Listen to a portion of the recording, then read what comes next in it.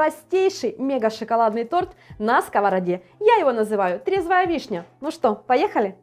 Для теста в миску разбиваю 3 яйца. Все ингредиенты должны быть комнатной температуры. Пол чайной ложечки соли, 180 граммов сахара и сюда же 10 граммов ванильного сахара. Взбиваю с помощью миксера в пышную массу. Сначала на небольших оборотах, а затем посильнее. Достаточно 3-4 минуты. Как только масса посветлела, стала вот такой вот воздушной, все, миксер не убираю, рядышком ставлю, еще понадобится. А в яичную массу вливаю 200 мл молока комнатной температуры. Следом 100 мл растительного масла. Немножко перемешаю на небольших оборотах. Ну и можно вводить муку. В сито отправляю 250 граммов муки. Всегда муку просеиваю. Сюда же 50 граммов какао-порошка. Лучше, чтобы оно было процентов 12 жирности. Тогда тортик получится вообще вкусный. И пакетик разрыхлителя. Это 18 граммов у меня. Просеиваю. И снова с помощью миксера все это дело перемешиваю. С помощью лопатки убираю с боков, чтобы все хорошо равномерно перемешалось. Тесто готово. Вот такой вот консистенции оно получается. Как жидкая сметанка, да, наверное? Ну да. Осталось дело за малым. Сковорода, диаметр 26 сантиметров, на дно пергамент. Выливаю тесто. Посмотрите, какое оно красивое. Блестящее, гладенькое, а такое вкусное на вкус. Все до последней капельки. Человека, достало хоть что-то. Ну, это сырое тесто вредно, я где-то читала. Ладно, оставлю тебе совсем немножко. Сковородку на огонь. Плотно накрываю крышкой. Делаю самый минимальный нагрев, который только могу на своей газовой плите. А вот так вот, друзья. И на 30 минут забываю. По необходимости нужно вытирать конденсат с крышки. Опа! Посмотрите, какой красавчик, друзья. Ух ты, какой красивый, а. Угу. Прошло 25 минут. Еще на 5 минут прикрою крышкой. Чтобы уж наверняка было красиво. Ну давай переворачивать. Давай, Сережка, мое самое любимое. Сразу подготовлю крышку. Вытру конденсат. Ой. Как я ориентируюсь, что пора его переворачивать. Краешки получаются матовые. Пройдусь лопаткой у борта. Ой, вижу, все прекрасно. Сверху кусочек пергамента. Крышку или тарелку меньшим диаметром. Сверху накрываю аккуратно, переворачиваю. Посмотрите, какой красавчик. И снова аккуратно опускаю в сковородку с пергаментом. Поправляю. Ой, хочу сразу вам показать, убрать и показать, как все красиво пропекается.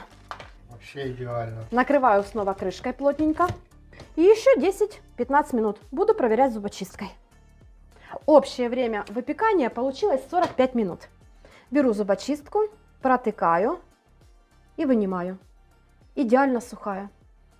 Выключаю нагрев, достаю. Его нужно, конечно же, хорошо остудить. Посмотрите, какой красавчик. Сейчас покажу вам, что с обратной сторонки. Ой, осторожно, он такой горячий. Посмотрите. Пористый и красивый. Все. Пусть остывает. Сделаем глазурь. В сотейник насыпаю 2 столовые ложки какао. Такие с горкой, граммов 60-70. Сюда 3 столовые ложки сахара. Всегда добавляю щепотку соли. И вливаю 50-60 мл молока. Все хорошо перемешиваю. Как только все размешалось, ставлю на огонь. И постоянно помешиваю, довожу до кипения. Как только появились бульбашки, снимаю с огня. И добавляю граммов 60-70 сливочного масла. И сразу же вмешиваю. Какая блестящая, видно? Видно. Она застынет. Будет вообще шикарная. Это глазурь. Да, это глазурь. Еще будет один крем. Это выношу на холод, чтобы быстрее остыло, а сама быстренько займусь вишнями. У меня из морозилки без косточки. Достаем, высыпаю в миску. Я уже как-то делилась этим способом разморозки ягод и фруктов. Меня Василич научил. И заливаю холодной водой. Летом запахло. Оставляю минут на 10. А пока можно и корж разрезать на 3 части. И это буду делать вот так вот ножом. Может, не сильно ровно. Смотрите, первый.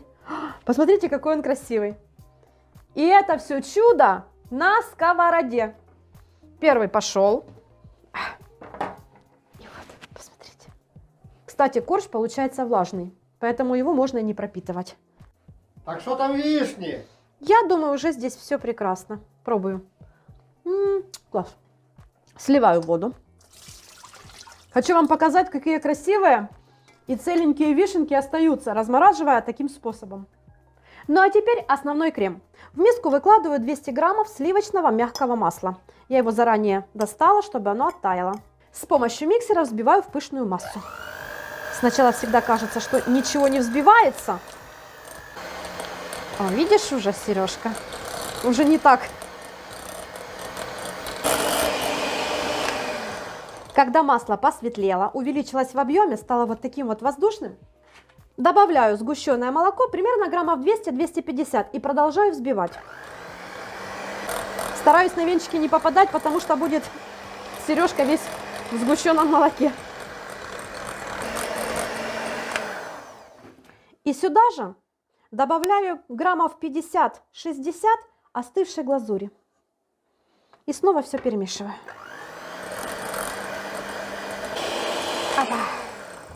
Все, мой крем готов. Собираем торт. Тарелка. Первый корж. Визуально крем делю пополам. И выкладываю так щедро. Сверху вишни.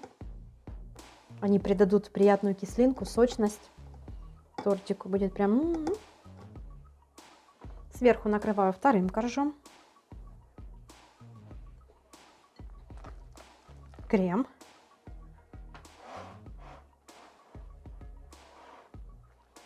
И вишни.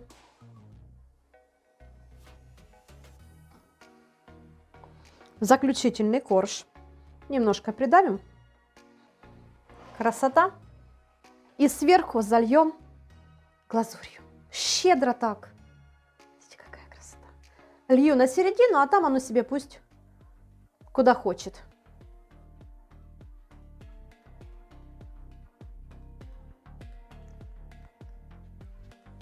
Прям у нас, друзья, сегодня получился мега-мега шоколадный торт.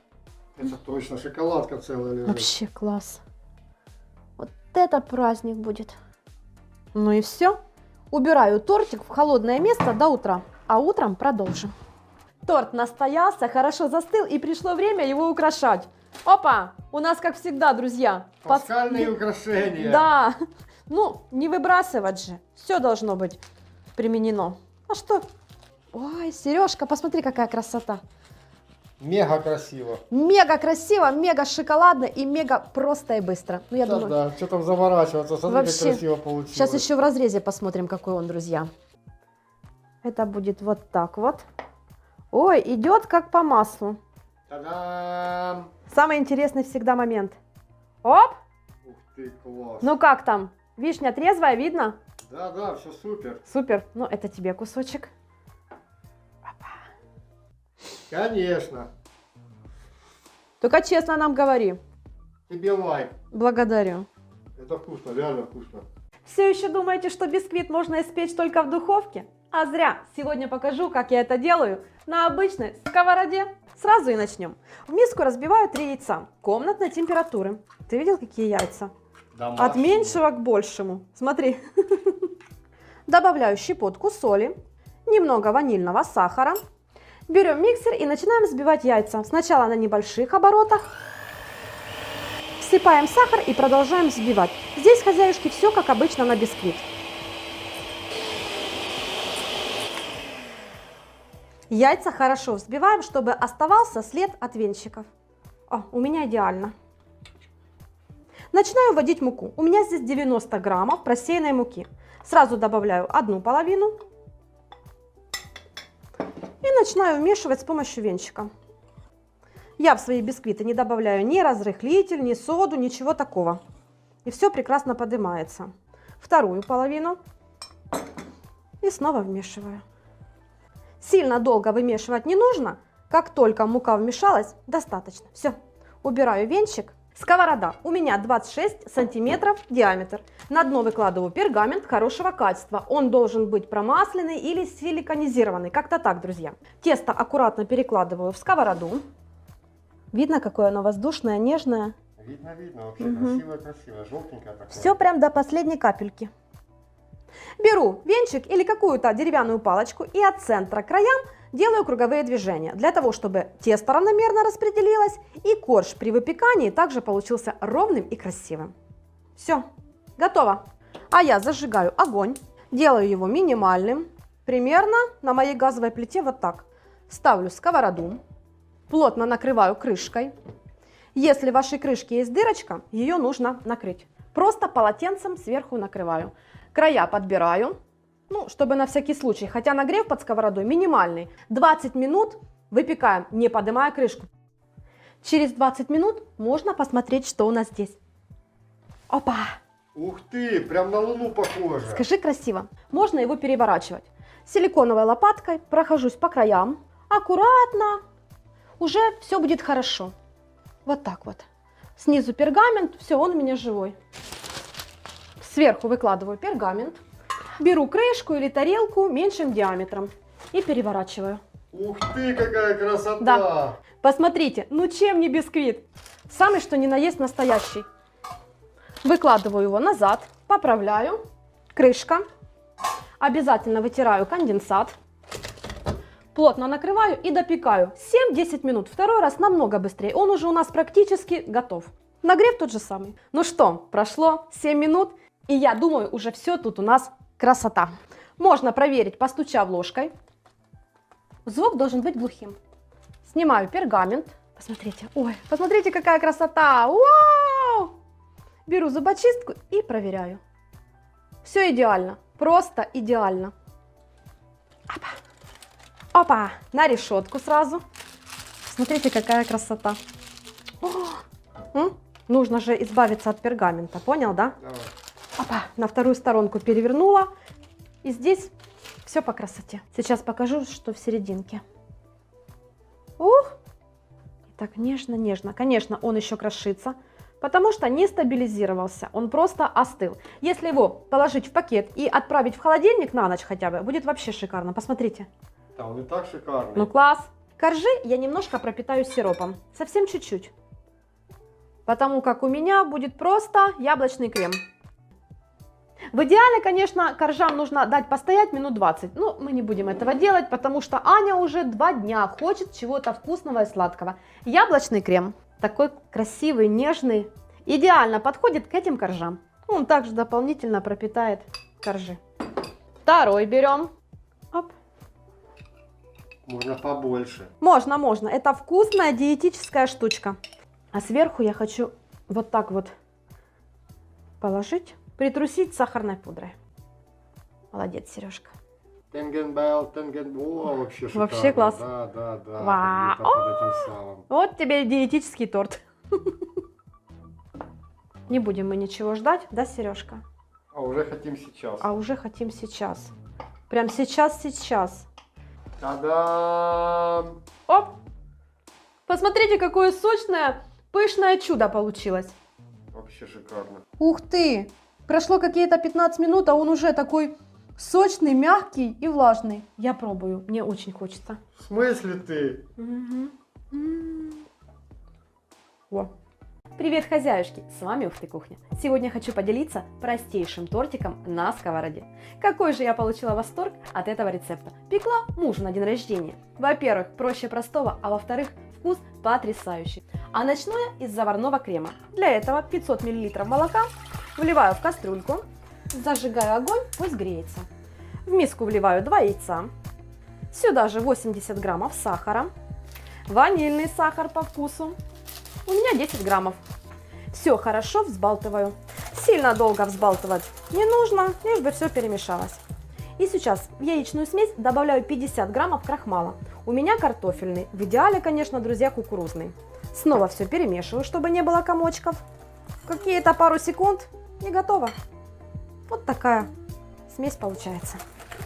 Ну что, поехали, Сережка. Итак, молоко нагрелось. И сейчас, друзья, тонкой струйкой вливаю яичную смесь, при этом интенсивно размешиваю. Вот так вот. Все происходит очень быстро. Все вот это тоже вот сюда, до единой капельки. И теперь, постоянно помешивая, довожу до кипения. Крем очень быстро густеет, я думаю, это видно. Так, сейчас покажу вам бульбашки. Пошли? О, видите? Вот, когда начались бульбы, отсчитываю примерно 30-40 секунд. Крахмал должен хорошо завариться. Тогда крем получится вкусный, без вот этой вот нотки сырости. Еще немного. Смотрите, какой гладкий, красивый. Красота? Красота. Тра-та-та. Все, хозяюшки, отключаю нагрев. Еще пару раз взбодрю. И оставляю, чтобы он остыл. Венчик не убираю, чтобы не накрывать пленкой. Время от времени буду вот так вот его перемешивать. Он тогда быстро остынет. Ставьте лайки, друзья. А я разбиваю в миску одно яйцо. Пол чайной ложечки соли. Хозяюшки, обязательно положите соль. Для хорошего баланса просто идеально. 1 столовая ложка растительного масла сюда же. Взбалтываю венчиком. Сильно долго не нужно, просто чтобы оно взбодрилось. И сюда добавляю 250 мл сгущенного молока. Я это делаю уже на глаз, потому как торт пеку этот. Который раз, Сережка, уже? 3-й или 4-й, да? 4-й раз пеку уже этот торт, поэтому все уже делаю на глаз. Да, 250 граммов. Та сгущенка, которая осталась, пойдет в крем. А может я съем? Нет, Сережка, пойдет в крем. Ой. Так, перемешиваю. Все, венчик убираю. Теперь мука. У меня здесь 300 граммов. Добавляю 5 граммов разрыхлителя. Немножко перемешиваю верхушечку, потому как мука может уйти не вся, каждый раз по-разному. Это то, о чем я всегда говорю, хозяюшки. Вводим постепенно. Сначала большую часть, конечно же, как раз она с разрыхлителем уйдет. Ну и все, замешиваю тесто. Ух, надо крем помешать. Перемешиваю, чтобы не образовалась пленочка. Ой, дружные мы с тобой, Сережка. Ах, какой гладенький, красивый. Так, перехожу на руки. Неудобно мне уже этой вилкой. И замешиваю. Ну, тут все как обычно. Нужно замесить эластичное мягкое тесто, не липнущее к рукам. Присыпаю стол. Выкладываю тесто. И еще немножко его помесим. Вот какое тесто получается. Мягкое, не липнущее к рукам. Все, тесто готово. Не надо ничего ждать. Начинаем. Сковородка на огонь. Делаю нагрев чуть ниже среднего. Пусть греется. Хозяюшки, стол присыпаю немножко мукой. И будем делить тесто. У меня всегда получается по-разному. 7-8 коржей. На глазик. На правый или левый. Опа, есть. Присыпаю мукой. Откладываю в стороночку. Прикрою их полотенцем, чтобы они не заветривались. А одну часть раскатываю. Диаметр моей сковороды 26 сантиметров. Ну что, поехали? Примерно вот такая толщина коржа. Меньше не рекомендую, замучаетесь его отдирать от стола. Беру подходящую тарелку, прикладываю и обрезаю края. Сильно ровно не обрезаю, потому как он немножко еще, как это правильно сказать, сузится. Все, готовый корж беру и выкладываю на разогретую сухую сковороду. Поправляю, накрываю крышкой и пеку примерно 1 минутку. Не забываем, хозяюшки, протирать крышечку от конденсата, чтобы коржи были сухими. Ну что, переворачиваю. Опа. Пупырышку прямо. Вау, Да, красивый. посмотрите, какой красивый. И еще 30-40 секунд. Опа. Вау, Да. какая красота. Красота, тра-та-та. Выкладываю, пусть остывает. Ну, а я поехала дальше. Опа. Крем перемешиваю. Начинает застывать хорошо. Все отлично, только успевай, друзья. Ну, а я продолжаю. Вот и последний корж испекся. 10 минут всего лишь прошло. Ань. Да, хозяюшки, это настолько быстро, просто. Даже глазиком моргнуть не успеете. Все, сковородку убираю, пусть коржи остывают. Могу продолжить с кремом. В миску выкладываю 200 граммов сливочного масла. Оно у меня мягкое, комнатной температуры. Я его заранее достала. С помощью миксера хорошо его взбиваю. Пышную белую массу. Когда масло стало вот такое вот воздушное, нежное, тонкой струйкой вливаю сгущенное молоко и продолжаю взбивать.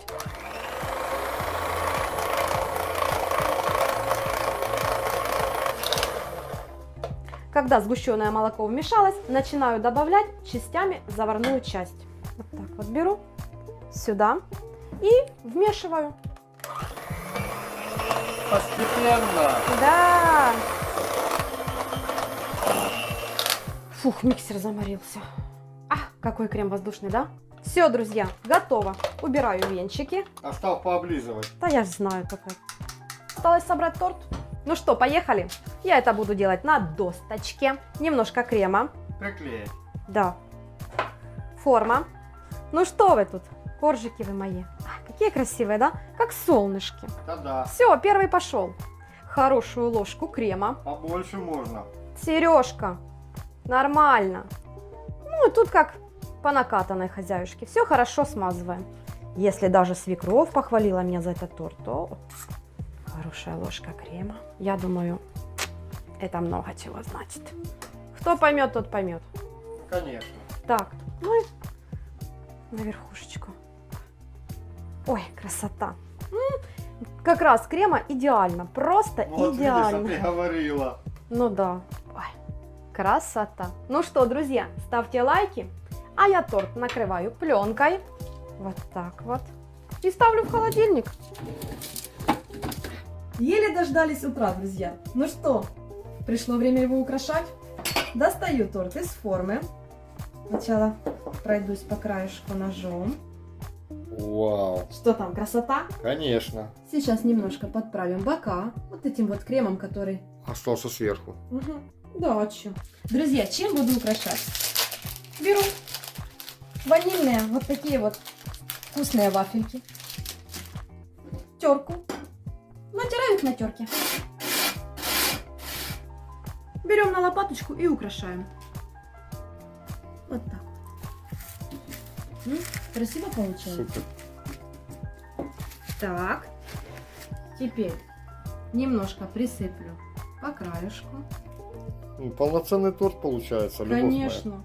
Последний штрих. Ваша любимая посыпка для пасок.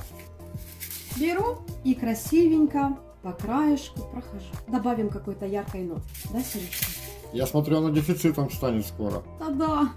По этому же принципу можно испечь торт на вареном сгущенном молоке. Тоже очень вкусно получается. Ссылку на видео я оставлю в описании.